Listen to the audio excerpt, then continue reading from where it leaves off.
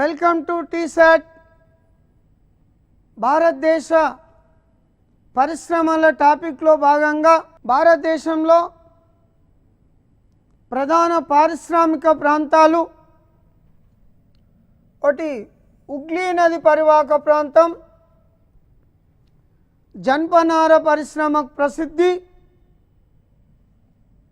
ముంబాయి పూణే ప్రాంతం,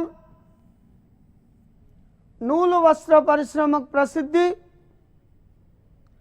అహ్మదాబాద్ వడోదర ప్రాంతం కూడా నూలు వస్త్ర పరిశ్రమకు ప్రసిద్ధి,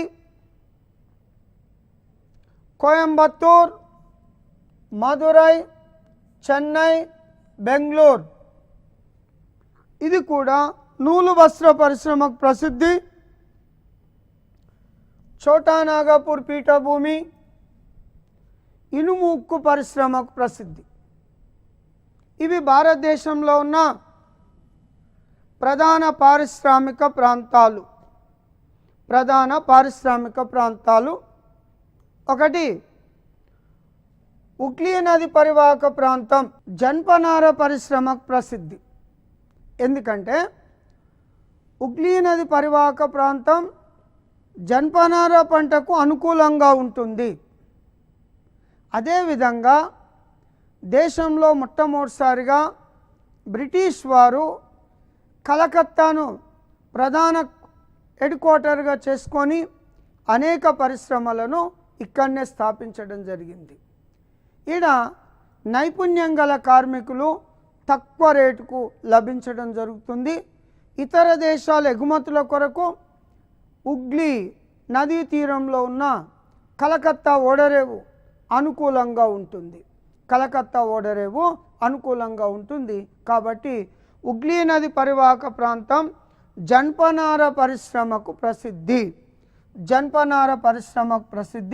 ఇది ప్రధాన పారిశ్రామిక ప్రాంతం. రెండో ప్రధాన పారిశ్రామిక ప్రాంతం ఈ ముంబాయి పూణే ప్రాంతంలో బ్రిటిష్ వారు టెక్స్టైల్ ఇండస్ట్రీస్ని డెవలప్మెంట్ చేయడం జరిగింది. ముఖ్యంగా ముంబాయి చుట్టుపక్కల ప్రాంతాల్లో అత్యధికంగా పత్తి పండే ప్రాంతాలు ఉన్నవి. మహారాష్ట్ర, గుజరాత్. ముంబాయి ఓడరేవు ఎగుమతులకు దిగుమతులకు అనుకూలంగా ఉంది. నైపుణ్యం గల కార్మికులు చౌకగా లభించడం జరుగుతుంది.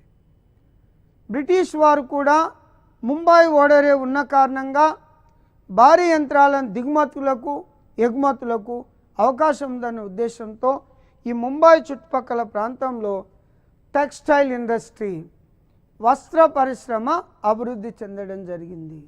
సుమారు ముంబాయి చుట్టుపక్కల ప్రాంతంలో 150 వరకు టెక్స్టైల్ ఇండస్ట్రీస్ భారీ వస్త్ర పరిశ్రమలు కలవు.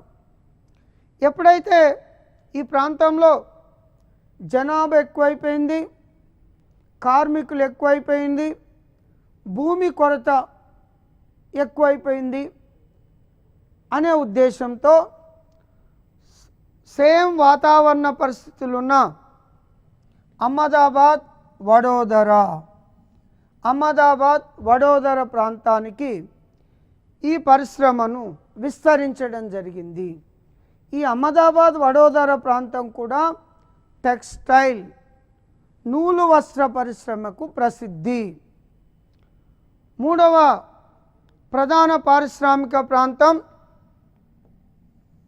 బెంగళూరు, కోయంబత్తూర్, మదురై ఇది కూడా టెక్స్టైల్ వస్త్ర పరిశ్రమకు ప్రసిద్ధిగాంచిన ప్రాంతం. Next Agra, Delhi industrial reason. ఇక్కడ ప్రధానంగా ఎలక్ట్రానిక్ పరిశ్రమలు అభివృద్ధి చెందడం జరిగింది. నెక్స్ట్ ఛోటా నాగపూర్ పీఠభూమి రీజన్.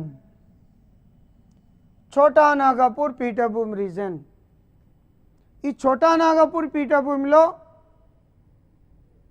బొగ్గు ముడి ఇనుము, మాంగనీస్ మొదలైన ముడి ఖనిజాల లభ్యత ఉంది. ఈ పీఠభూమి గుండా ప్రవహించే దామోదర్ నది పైన దామోదర్ నదీలోయ ప్రాజెక్టును నిర్మించడం జరిగింది.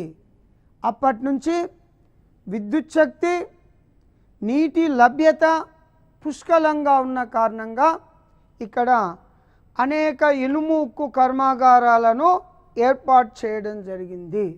సో ఈ ఛోటానాగపూర్ పీఠభూమిని ఐరన్ అండ్ స్టీల్ ఇండస్ట్రీస్కు ప్రసిద్ధిగా చెప్పచ్చు. ఇక భారతదేశంలో పరిశ్రమల వర్గీకరణ, ఒకటి వ్యవసాయ ఆధారిత పరిశ్రమలు, అంటే ఈ పరిశ్రమలకు వ్యవసాయ రంగం నుంచి ముడి పదార్థాల లభ్యత ఉంటుంది. అందుకనే వ్యవసాయ ఆధారిత పరిశ్రమలు అన్నాం. అందులో ఒకటి నూలు వస్త్ర పరిశ్రమ. ఒకప్పుడు దేశంలో చేనేత వస్త్రాలు భారతదేశం నుంచి ప్రపంచవ్యాప్తంగా ఎగుమతి అయ్యేవి. అనేక మందికి ఓ కుటీర పరిశ్రమలాగా ఉపాధి అవకాశం లభించేది.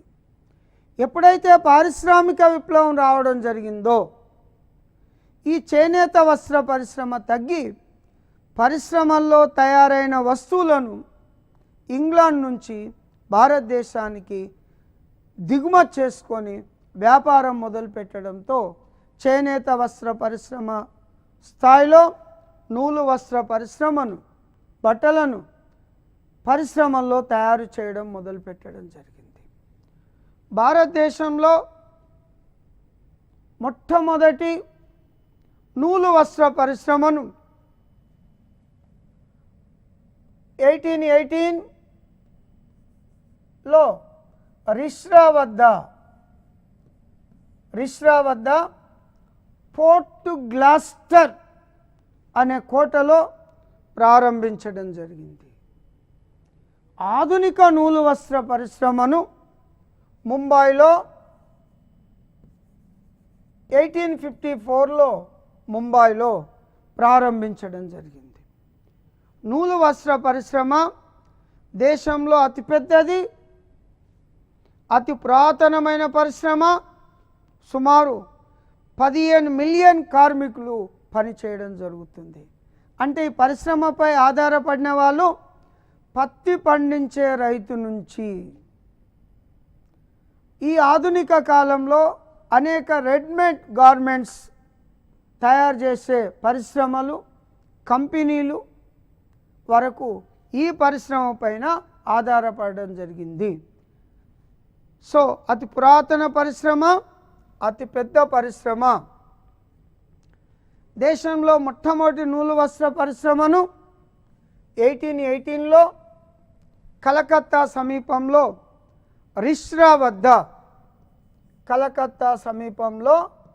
రిష్రా వద్ద ఏర్పాటు చేయడం జరిగింది. రిష్రా అనేది ఒక ప్రాంతం పేరు. అప్పుడు బ్రిటిష్ వారు రక్షణ కొరకు కోటల నిర్మాణం చేపట్టడం జరిగింది. ఆ విధంగా నిర్మించిందే పోర్ట్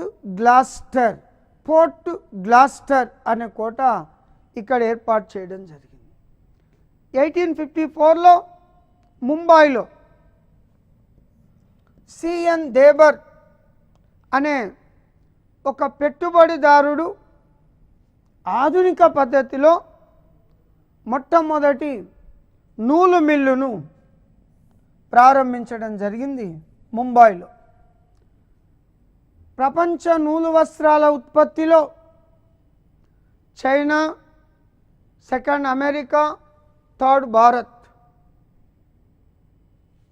మన దేశ ఉత్పత్తిలో first Maharashtra, second Gujarat, third Tamil Nadu. నూలు మిల్లులు ఎక్కువ గల రాష్ట్రం గుజరాత్.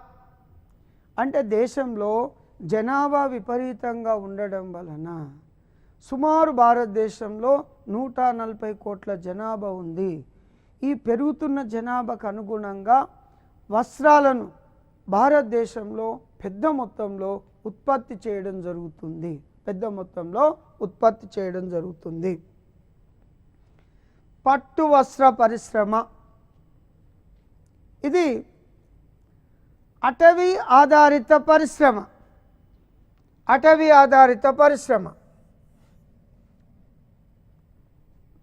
ప్రపంచంలో మొట్టమొదటిసారిగా చైనా నాగరికత కాలంలో పట్టును తయారు చేయడం జరిగింది. పట్టు వస్త్రాలను తయారు చేసి 1000 సంవత్సరాల వరకు ప్రపంచంలో మిగతా ప్రాంతాలకు తెలియకుండా ఉంచడం జరిగింది. ఎప్పుడైతే యూరోపియన్ వర్తకులు రావడం జరిగిందో పట్టు పరిశ్రమ యొక్క నైపుణ్యాన్ని ప్రపంచవ్యాప్తంగా తెలియజేయడం జరిగింది. ప్రపంచ పట్టు వస్త్రాల ఉత్పత్తిలో చైనా మొదటి స్థానంలో ఉంటుంది, భారత్ రెండో స్థానంలో ఉంటుంది. మన దేశంలో 4 రకాల పట్టు ఉత్పత్తి అవుతుంది. ఒకటి మల్బరీ పట్టు, 2 ఈరి పట్టు, 3 టస్సార్ పట్టు, 4 మూగా పట్టు అనేది బంగారు వర్ణంలో ఉంటుంది. మిశ్రమ వ్యవసాయంలో భాగంగా పట్టు పురుగుల పెంపకం దేశవ్యాప్తంగా జరుగుతుంది. పట్టు గుళ్ళ సేకరణ ప్రభుత్వ రంగంలో, ప్రైవేట్ రంగంలో కూడా సేకరణ జరుగుతుంది. మన దేశ పట్టు ఉత్పత్తిలో మొదట Karnataka, second Andhra Pradesh, third Assam, fourth Tamil Nadu. దేశంలో మొట్టమొదటి పట్టు పరిశ్రమను 1832లో పశ్చిమ బెంగాల్లోని హౌరా వద్ద మొట్టమొదటి పట్టు వస్త్ర పరిశ్రమను ఏర్పాటు చేయడం జరిగింది. అంతకన్నా ముందు చేనేత పరిశ్రమల్లో అనేక రకాల పట్టు వస్త్రాలను తయారు చేసేవారు. దేశంలో పట్టు పరిశ్రమకు సంబంధించి ప్రధాన ప్రాంతాలు బెంగళూరు,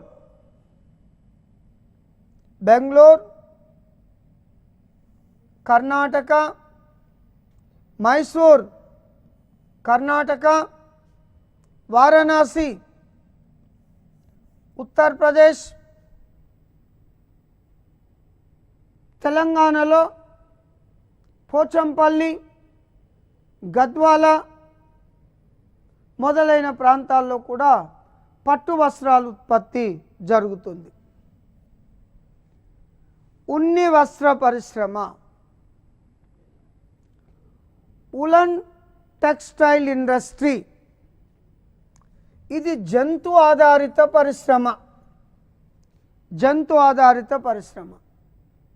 భారతదేశంలో మిశ్రమ వ్యవసాయంలో భాగంగా గొర్రెల పెంపకం కూడా కొనసాగుతుంది.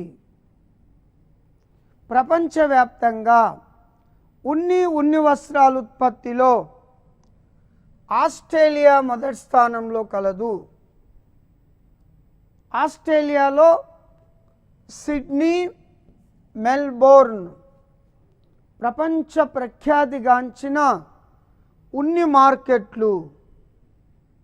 ఆస్ట్రేలియాలో మెరీనో జాతి గొర్రెలు నాణ్యమైన ఉన్నినిస్తాయి. అందుకని ఆస్ట్రేలియాను బంగారు ఉన్ని దేశం అని పిలుస్తాం. అమెరికాలో అంగోరా జాతి గొర్రెలు నాణ్యమైన ఉన్నిని ఇవ్వడం జరుగుతుంది. మన దేశంలో కర్కట రేఖకు దిగువ ఉన్న ఉష్ణమండల రాష్ట్రాల్లో ఉత్పత్తి అయ్యే ఉన్ని నాసిరకంగా ఉంటుంది. ఇది గొంగళ్ళ నేతకు ఉపయోగిస్తారు. ముఖ్యంగా తెలంగాణ, ఆంధ్రప్రదేశ్ రాష్ట్రాల్లో గొల్ల కురుమలు పెద్ద మొత్తంలో గొర్రెల పెంపకాన్ని చేపట్టడం జరుగుతుంది. ఓసారి ఎగ్జామ్లో అడిగిండు, తెలంగాణ రాష్ట్రంలో గొంగళ్ళను ఎవరు నేస్తారు? కుర్మ వాళ్ళు గొంగళ్ళను ఎక్కువగా నేయడం జరుగుతుంది. ముఖ్యంగా ఉత్తర భారతదేశంలో సమశీతోష్ణ మండల రాష్ట్రాల్లో ఉన్ని కొరకు గొర్రెలను పెంచే అనేక తెగలు ఉండడం జరిగింది. ఎగ్జాంపుల్ గుజ్జర్లు రాజస్థాన్, బేకర్వాలా జమ్మూ కాశ్మీర్, గద్దీలు హిమాచల్ ప్రదేశ్, గొల్ల కుర్మలు తెలంగాణ, ఆంధ్రప్రదేశ్. ఉన్ని కొరకు గొర్రెలను పెంచేవారు వీళ్ళు దేశవ్యాప్తంగా. ఇక కేంద్రానికి సంబంధించిన ఉన్ని బోర్డు, జోధ్పూర్లో కలదు. దేశంలో మొట్టమొదటిసారిగా ఉన్ని పరిశ్రమను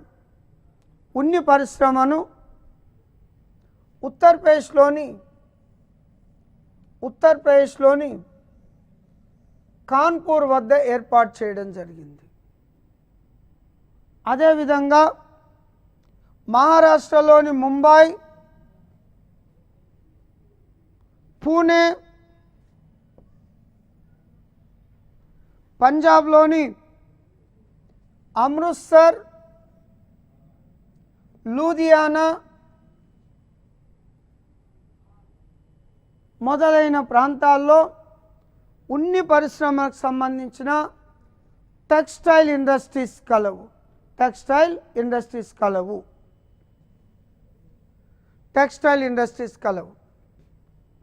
ఇక జన్పనార పరిశ్రమ,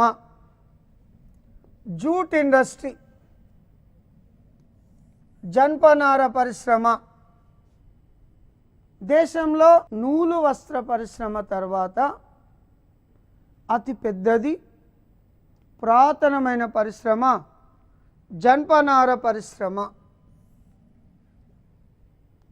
ప్రపంచ జన్పనార వస్తువుల ఉత్పత్తిలో భారత్, నెక్స్ట్ పశ్చిమ బెంగాల్. మన దేశంలో ఫస్ట్ భారత్, ప్రపంచవ్యాప్తంగా భారత్, సెకండ్ బంగ్లాదేశ్. మన దేశంలో పశ్చిమ బెంగాల్ చుట్టుపక్కల ప్రాంతంలో ఈ జన్పనార వస్త్ర పరిశ్రమ కేంద్రీకృతం కావడం జరిగింది. ముఖ్యంగా పశ్చిమ బెంగాల్లోని ఉగ్లీ నది పరివాహక ప్రాంతం ఈ పరిశ్రమకు ప్రసిద్ధి. ఎందుకంటే జన్పనార పండే ప్రాంతం ఉగ్లీ నది పరివాహక ప్రాంతంలోనే కేంద్రీకృతం కావడం జరిగింది. భారతదేశానికి ఇండిపెండెన్స్ వచ్చిన తర్వాత జన్పనార పండే భూభాగం నాటి తూర్పు పాకిస్తాన్, నేటి బంగ్లాదేశ్కు పోవడం జరిగింది. పత్తి పండే భూభాగం పాకిస్తాన్ దేశానికి ఎక్కువగా పోవడం జరిగింది. 1855లో కలకత్తా సమీపంలోని రిష్రా వద్ద మొదటి జన్పనార పరిశ్రమను ప్రారంభించడం జరిగింది. ప్రపంచవ్యాప్తంగా బ్రిటిష్ వారు వివిధ ఖండాలకు ఎగుమతులు చేయడం జరిగింది. ఈ పరిశ్రమ నుండి ఎక్కువ విదేశీ మారక ద్రవ్యం కూడా ఆర్జించడం జరిగింది. అందుకనే జన్మును బంగారు పీచు లేదా గోల్డెన్ ఫైబర్, బంగారు పీచు, గోల్డెన్ ఫైబర్ అనే పేరుతో పిలవడం జరిగింది. ఆఫ్టర్ సెకండ్ వరల్డ్ వార్ తర్వాత ప్రపంచవ్యాప్తంగా ఎగుమతులకు దిగుమతులకు భారీ కంటైనర్లను, ఓడలను, షిప్లను తయారు చేయడం వల్ల కొంతవరకు జనపనార వస్తువుల ఎగుమతులు తగ్గిపోవడం జరిగింది. ఈ మధ్య ఎప్పుడైతే ప్లాస్టిక్ను ప్రపంచవ్యాప్తంగా వాడకం తగ్గడం మొదలుపెట్టడం జరిగిందో మళ్ళీ జనపనార వస్తువుల ఉత్పత్తి అభివృద్ధి చెందడం జరిగింది. ఏకంగా యుఎన్ఓ జన్మును 2008 ఇయర్ను ప్రపంచ జనపనార సంవత్సరంగా ప్రకటించడంతో ఈ పరిశ్రమ ఎక్కువగా అభివృద్ధి చెందడం జరిగింది. ఎక్కువ జనపనార మిల్లులు పశ్చిమ బెంగాల్లోని సుమారు 70 వరకు, బీహార్లోని 9, ఉత్తరప్రదేశ్లోని 3 కలవు. కలకత్తాను ప్రపంచ జనపనార రాజధాని, jute capital of the world అంటాం. జూట్ కార్పొరేషన్ ఆఫ్ ఇండియా లిమిటెడ్ను కలకత్తాలో 1971లో ఏర్పాటు చేయడం జరిగింది. ఇక సింథటిక్ వస్త్ర పరిశ్రమ అంటే కృత్రిమ దారాలతో వస్త్రాలను తయారు చేయడం జరుగుతుంది. సింథటిక్ వస్త్రాలు రేయాన్, నైలాన్, టెర్లిన్, పాలిస్టర్ మొదలైనవి కృత్రిమ దారాలతో రూపొందించడం జరుగుతుంది. సింథటిక్ వస్త్రాల ఉత్పత్తిలో మన దేశంలో మహారాష్ట్ర మొదటి స్థానంలో ఉంటుంది. ప్రపంచంలో అమెరికా, భారతదేశంలో సింథటిక్ వస్త్రాలు తయారయ్యే ప్రాంతాలు పాలిస్టర్ ముంబై, థానే, అహ్మదాబాద్ ప్రాంతాల్లో పాలిస్టర్ వస్త్రాలను తయారు చేస్తారు. నైలాన్ బట్టను కోటా, రాజస్థాన్, ముంబైలో తయారు చేయడం జరుగుతుంది. రేయాన్ యూనిట్స్ రేయానోపురం, కేరళలో తయారు చేస్తుండ్రు. కాగజ్ నగర్, తెలంగాణలో కూడా రేయాన్ యూనిట్స్ కలవు. పంచదార పరిశ్రమ, చక్కెర పరిశ్రమ, నూలు వస్త్ర పరిశ్రమ తర్వాత అతి పెద్దది, పురాతనమైనది, ముఖ్యమైనది. నూలు వస్త్ర పరిశ్రమ తర్వాత ఎక్కువ మందికి ఉపాధి అవకాశాలు కల్పిస్తున్న పరిశ్రమల్లో ప్రధానమైనది. దేశంలో మొట్టమొదటి చక్కెర పరిశ్రమను 1903 బీహార్లోని పూసా వద్ద ఏర్పాటు చేయడం జరిగింది. ఈ చక్కెర పరిశ్రమ నుండి బెల్లం, కండసార చక్కెర ఉత్పత్తిలో ఇండియా మొదటి స్థానంలో కలదు. ప్రపంచ చక్కెర ఉత్పత్తిలో మొదట బ్రెజిల్, సెకండ్ భారత్. మన దేశ చక్కెర ఉత్పత్తిలో ఫస్ట్ ఉత్తరప్రదేశ్, సెకండ్ మహారాష్ట్ర. దేశంలో చక్కెర కర్మాగారాలు ఉత్తర భారతదేశంతో పాటు దక్షిణ భారతదేశంలో కూడా విస్తరించింది. ముఖ్యంగా చెరుకు పంట ఉత్తర భారతదేశం నుంచి దక్షిణ భారతదేశానికి విస్తరించింది. ఇప్పుడు ఉత్తర భారతదేశంలో ఉన్న ప్రధాన పరిశ్రమలు కాయిలా పడిపోవడం జరిగింది. దక్షిణ భారతదేశంలో మహారాష్ట్రలో, తమిళనాడులో అనేక కొత్త చక్కెర కర్మాగారాలను ఏర్పాటు చేయడం జరిగింది. తెలంగాణలో Nizam sugar mills limited Shakkar Nagar బోధన్లో ఉంది. ఇది ఆసియా ఖండంలో అతిపెద్ద చక్కెర పరిశ్రమ. దీన్ని ప్రస్తుతానికి మూత వేయడం జరిగింది. మళ్ళీ తిరిగి ప్రారంభించడానికి ప్రయత్నాలు జరుగుతున్నవి.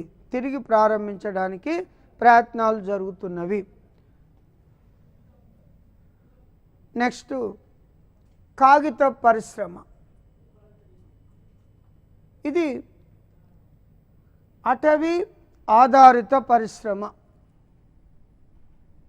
ప్రపంచానికి పేపర్ను పరిచయం చేసిన దేశం చైనా. ప్రపంచంలో చైనా మొట్టమొదటిసారిగా పేపర్ను తయారు చేయడం జరిగింది.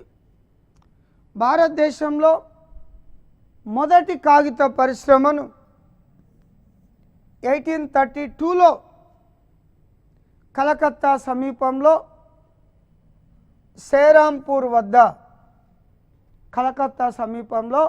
సేరాంపూర్ వద్ద ఏర్పాటు చేయడం జరిగింది. ఆధునిక పేపర్ పరిశ్రమను మాత్రం 1870లో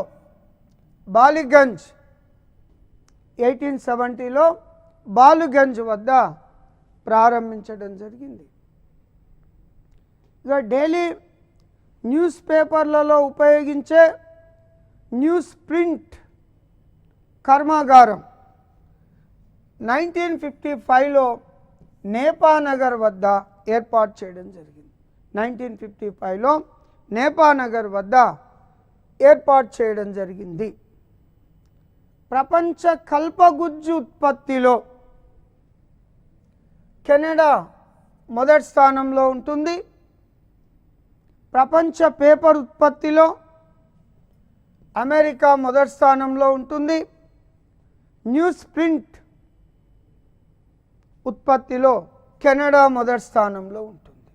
అంటే పేపర్ పరిశ్రమలో శృంగాకార పడవులకు సంబంధించిన మెత్తని కల్పనిచ్చే వృక్షాలను, వెదుర్ను, యూకలిప్టస్ లేదా నీలగిరి చెట్లను, సుబబుల్ చెట్లను, బాబర్ గడ్డిని ప్రధానంగా ఉపయోగించడం జరుగుతుంది.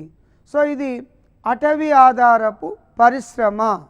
ప్రపంచ పేపర్ ఉత్పత్తిలో అమెరికా మొదటి స్థానం. మన దేశంలో అత్యధికంగా పేపర్ను ఉత్పత్తి చేస్తున్న రాష్ట్రాలు పశ్చిమ బెంగాల్, మహారాష్ట్ర. దేశంలో అతిపెద్ద పేపర్ పరిశ్రమ మహారాష్ట్రలోని బల్లాపూర్లో కలదు. అతిపెద్ద పేపర్ పరిశ్రమ మహారాష్ట్రలోని బల్లాపూర్లో కలదు. సో పరిశ్రమలకు సంబంధించి వ్యవసాయ ఆధారిత పరిశ్రమలు, అటవీ ఆధారిత పరిశ్రమల గురించి ఈ లెసన్స్లో డిస్కషన్ చేయడం జరిగింది. నెక్స్ట్ క్లాస్లో మిగతా టాపిక్ సంబంధించిన డిస్కషన్ ఉండడం జరుగుతుంది. Right, thank you.